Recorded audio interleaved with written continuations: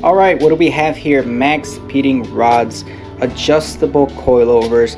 These include 24-way adjustable dampening, aggressive linear spring rates, so this will get your car handling much better than your factory suspension. The best part of it is it has independent preload adjustment with your ride height adjustment. That's really what you want in any kind of coilover these days. So if you are looking for a budget friendly coilover setup to drop your car, improve the looks of it, and increase the rigidity of the vehicle, look no further than Maxpeedingrods. I got a promo code down below if you guys check out with my promo, and you guys can save some money for yourselves as well. I've ran this exact same setup a year and a half ago in yellow, and I had pretty good reviews for it. The best part of this kit that it is a complete bolt-on, comes with all the bushings you need for the rear divorced suspension.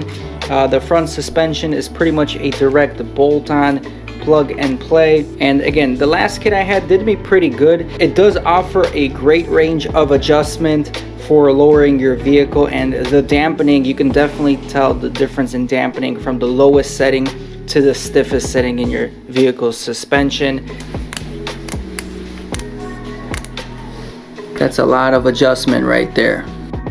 The top hats actually do come with a camber plate, and you can adjust the camber a bunch of degrees, negative or positive.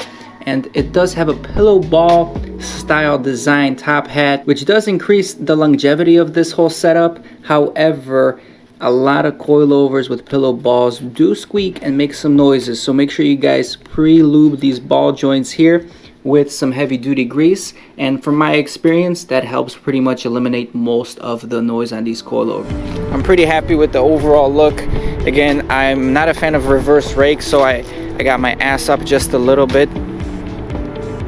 The back has maybe like a 1 finger gap here, 1 finger gap, just the way I like it. I cambered out the front wheels a little bit, so they definitely take up the wheel well space pretty well.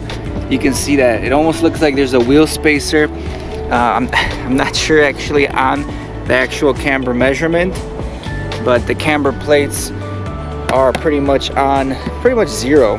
Before I had them cambered in a couple degrees, which did help handling, but you know, I gotta prolong the tire life.